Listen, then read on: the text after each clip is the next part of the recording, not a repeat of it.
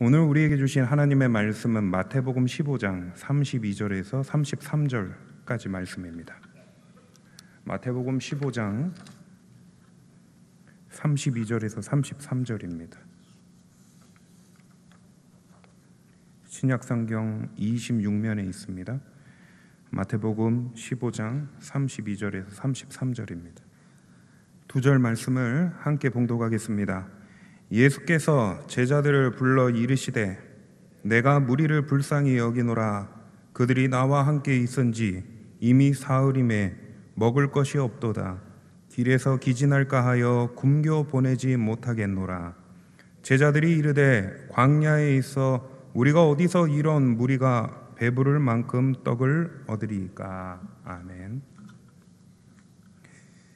헬런 켈러의 에세이에 사흘만 볼 수 있다면 이라는 책이 있는데 50대에 기적적으로 눈을 떠서 세상을 볼 수 있다는 가정하에 쓴 책입니다.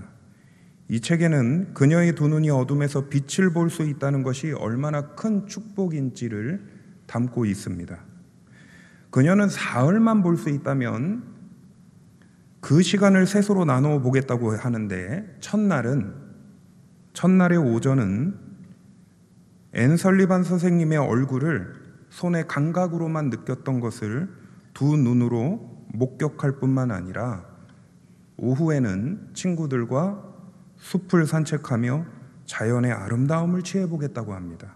그리고 저녁에는 하루의 모든 기억들, 머릿속에 맴도는 것들을 추억하며 잠을 이룰 수 없을 것이라고 얘기를 합니다. 둘째 날을 보면 새벽같이 일어나서 밤에서 낮으로 바뀌는 장엄한 빛을 보게 될 것인데 오후와 저녁의 일정을 인간과 자연의 역사를 공부하는 데 시간을 보내겠다라고 합니다. 그리고 마지막 날, 셋째 날에 똑같이 오전에 새벽같이 일어나 밤에서 낮으로 바뀌는 장엄한 빛을 본 이후에 그리고 현실 세계에 살아가는 모든 사람들의 삶을 구경하겠다는 것입니다. 거기에는 인간의 행복과 불행의 광경을 목격하고 싶다는 것입니다. 그녀는 짧은 사흘 동안 두 눈에 모든 것을 담지 못하지만 사흘의 기적이 가져온 기억들을 토대로 보지 못했던 것들까지 다 떠올려 보겠다라는 것이죠. 평생 시각장애로 살아갈 수밖에 없던 그녀의 간절함을 사흘만 볼 수 있다면 이라는 가정하에 기록된 책이라고 보시면 됩니다. 오늘 우리의 삶을 바라볼 때 당연하게 여기는 것들이 참 많습니다. 특히 헬렌 켈러처럼 두 눈이 어두워 본 적이 없기 때문에 아침에 일어나서 모든 만물을 보는 것에 감사하기보다 사소한 것에 매달려 투정을 부릴 때가 더 많다는 것이죠. 우리가 호흡하며 살아가는 모든 것에 감사하며 간절함을 소망해야 하는 이유가 무엇이냐면 하나님께서 주신 그 모든 은혜가 다 무감각해져 버리기 때문입니다. 분명히 오늘 우리의 삶에 일어날 때부터 저녁에 잠이 들 때까지 다 하나님의 은혜인 줄 믿으시잖아요. 근데 이것을 무감각해져 버릴 수가 있다는 것이에요. 한번 우리도 내일 아침에 눈을 떴을 때 눈이 보이지 않고 귀가 들리지 않는다고 상상해 보십시오.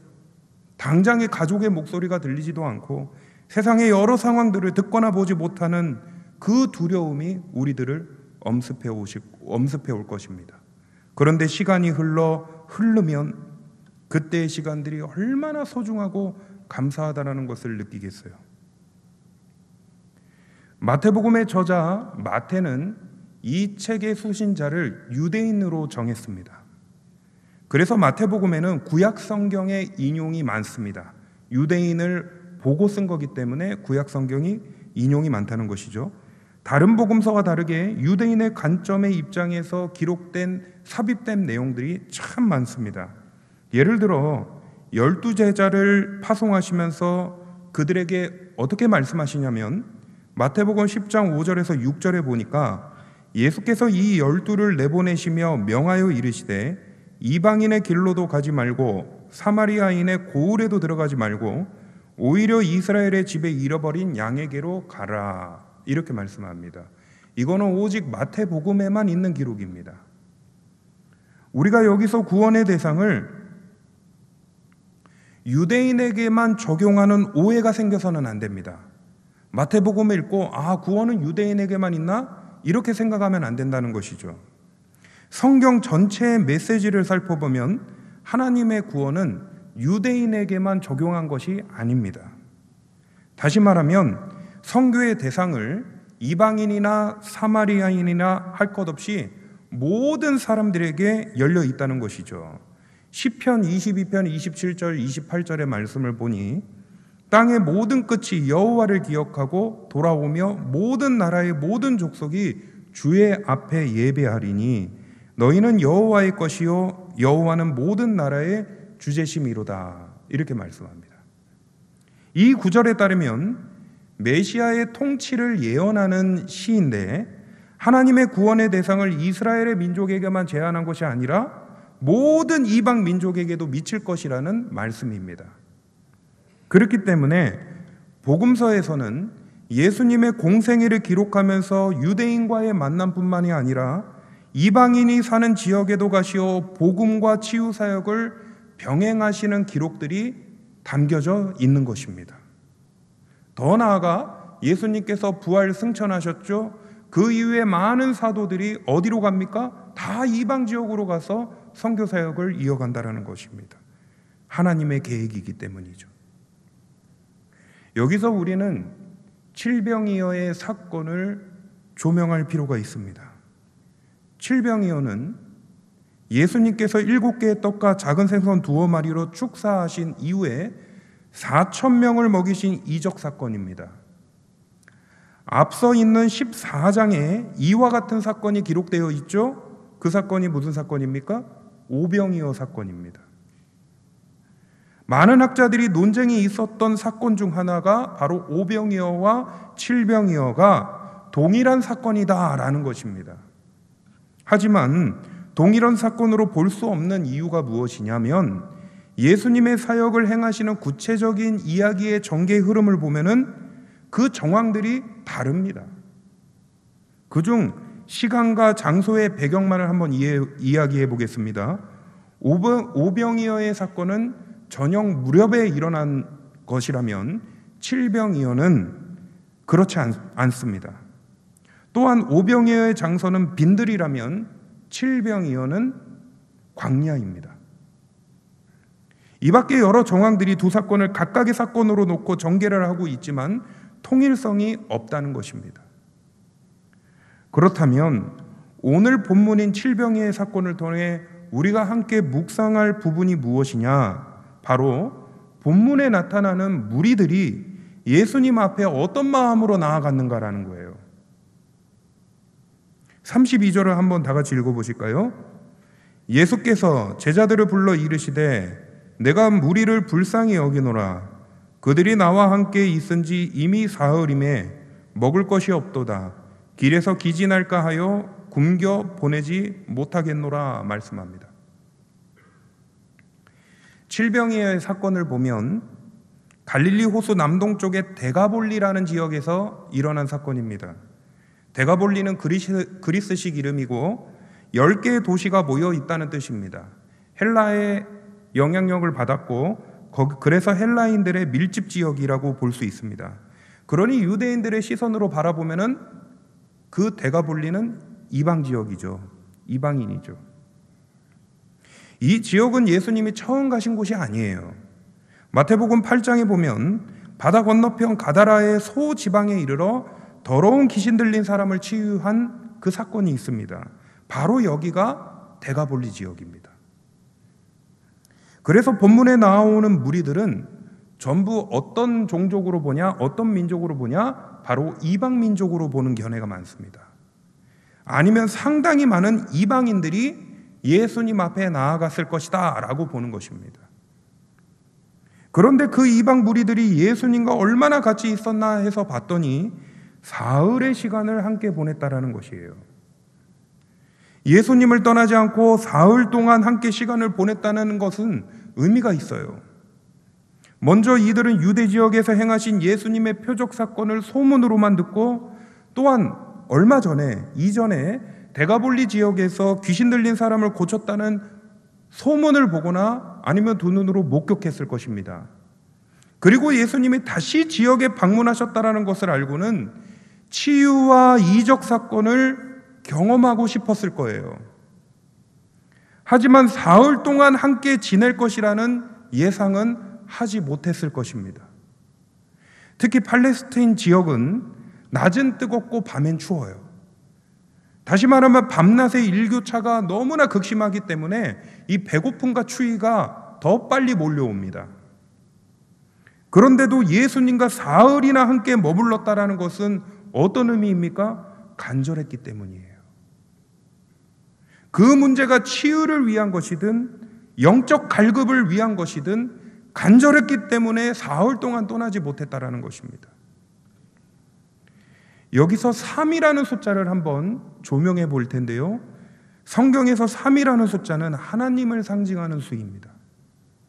이집트에서 흑암이 들이운 3일의 기간, 요나가 고래 뱃속에서 3일을 보내고 예수님께 경배하러 온 동방박사가 3명이고, 이것이 다 삼위일체 되시는 하나님을 가리키는 겁니다. 그뿐 아니라 예수님은 사흘 만에 부활하셨죠. 3일 만에 부활하셨습니다. 즉 3은 어둠과 사망에서 벗어나 빛과 생명으로 인도되는 부활의 수입니다. 결국 하나님을 상징하는 것이 3이라는 숫자라는 거예요. 그렇게 그 무리들이, 이방 무리들이 육신적인 측면으로 예수님 앞에 나와왔다 하더라도 사흘을 예수님과 동행했다라는 것은 그들의 마음을 만지셔서 빛과 생명으로 인도하는 시간이 되었다라는 거예요. 그렇게 인도되어졌다라는 겁니다. 그리고 다시 돌아갈 그들을 바라보니까 예수님께서 불쌍히 여기신 거예요. 불쌍히 여기시다는 것은 심정, 긍휼입니다. 본문에서는 어디까지 발전되냐면 동정심으로 마음을 움직였다라는 겁니다. 예수님의 마음이 동정심으로 움직였다라는 것입니다.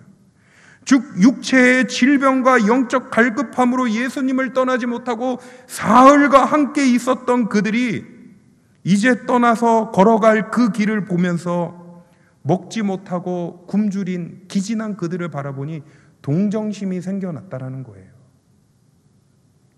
이 애잔함은 예수님의 어느 표현까지 나타납니까? 길에서 기진할까 하여 굶겨 보내지 못하겠노라, 이렇게까지 표현하시는 겁니다. 혹시라도 돌아가는 길이 쇠약해질 일이 없도록 하기 위해서라는 것이죠. 어느 순간 예수님을 만나고 선포된 말씀과 치유사역을 보면서 먹는 것보다 예수님과 함께하는 시간이 더 좋은 것으로 생각한 그들의 모습을 예수님이 이제 돌아갈 그들의 발걸음을 염려하고 계시다는 거예요. 동정하고 계시다라는 겁니다. 사랑하는 여러분, 하나님은 어떠한 하나님이십니까? 염려하는 인생의 여정에 지치지 않도록 공급해 주시는 분이십니다. 예수님은 돌아가는 그들의 길을 염려하시는 분이십니다. 이것은 사흘을 굶은 각자의 집으로 돌아가는 그들의 길을 염두하는 것도 있지만 다시 각자의 삶에서 살아갈 그들의 삶까지도 내포하고 있는 것입니다. 결국 사흘 동안 하나님의 말씀을 받은 그들은 이제 하나님과의 운명 공동체로 바뀌어버렸다는 거예요. 그때부터 하나님이 그들의 삶을 염려하고 계시는 거예요.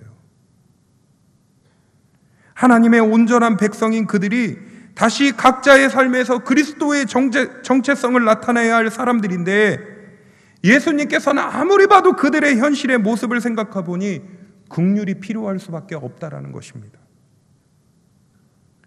여기서 비교되는 집단이 하나 등장합니다. 그 무리들이 바로 제자들입니다. 무리들을 긍휼히 여기시는 예수님의 말씀을 들은 이 제자들의 답변을 한번 보십시오.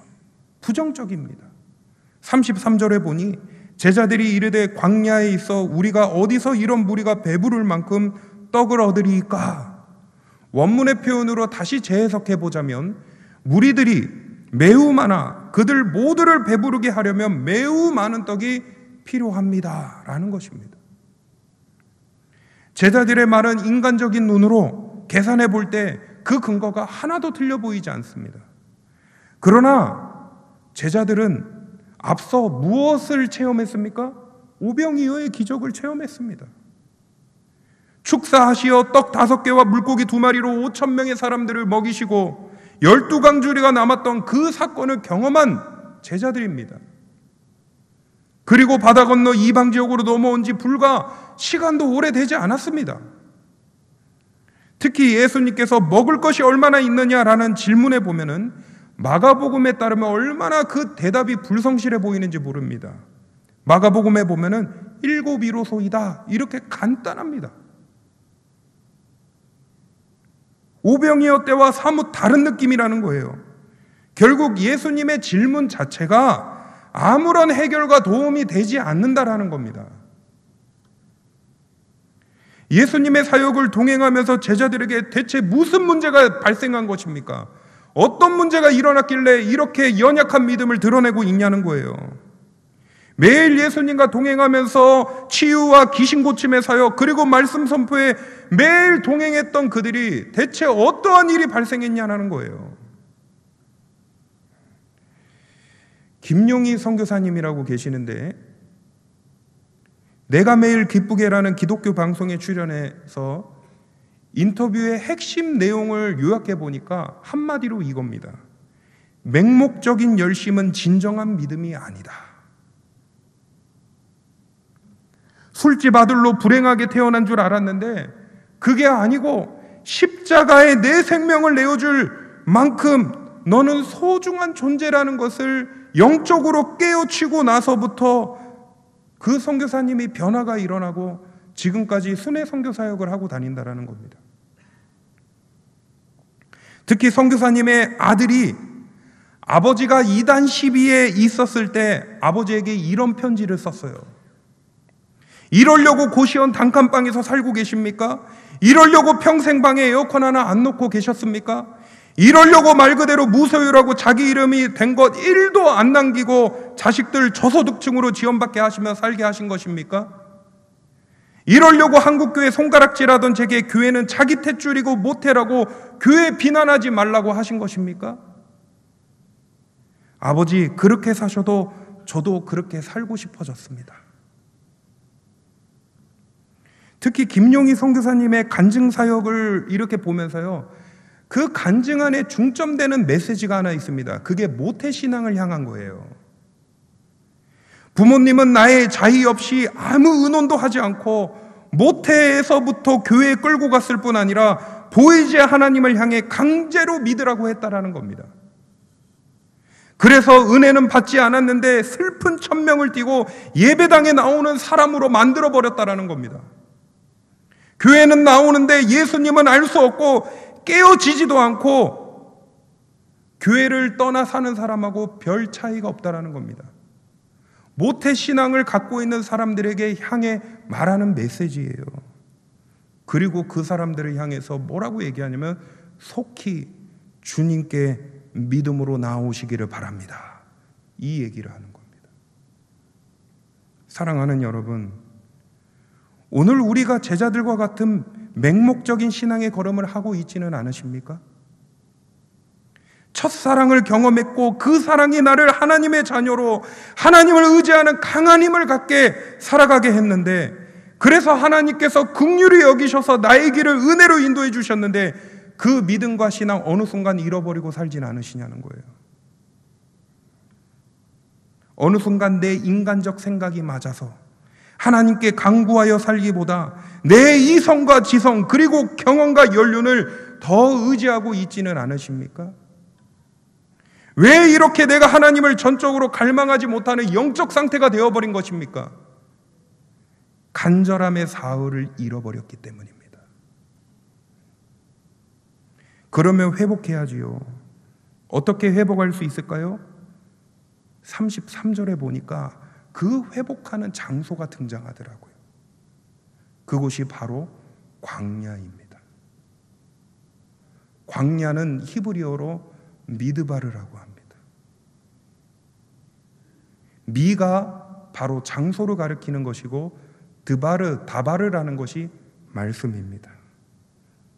결국 이 미드바르를 합치면 뭐가 되냐면 말씀이 있는 장소가 됩니다. 하나님이 존재하시는 곳이 바로 광야라는 것입니다.